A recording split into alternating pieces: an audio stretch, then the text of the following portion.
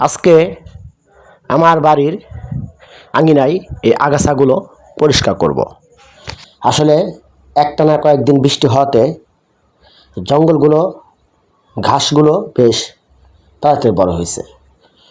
সবজি যতটা বড় না হয়, ঘাসগুলো আগাছাগুলো খুব দ্রুত বড় হয়।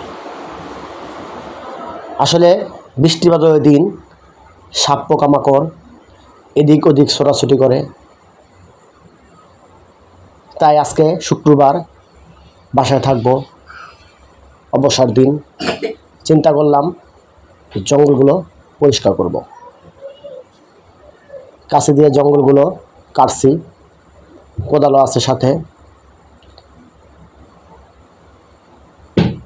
আসলে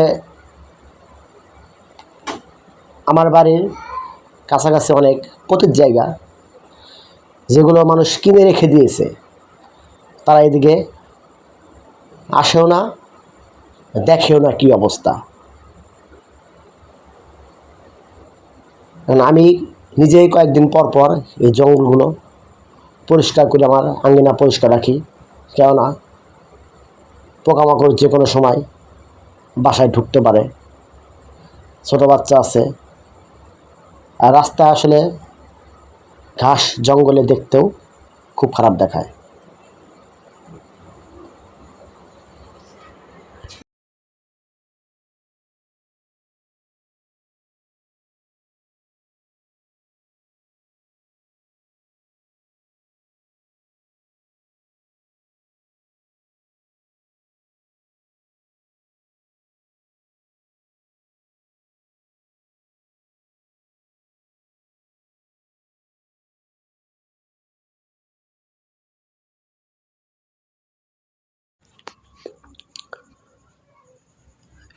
অবসর থাকলেই এভাবেই নিজের আঙ্গিনায় পরিষ্কার করার চেষ্টা করি বা পরিষ্কার করি।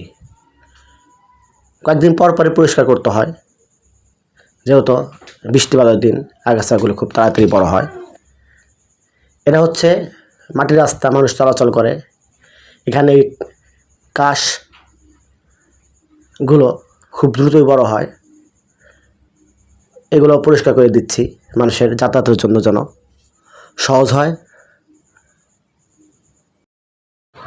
অবশেষে পরিষ্কার করে এমন হয়েছে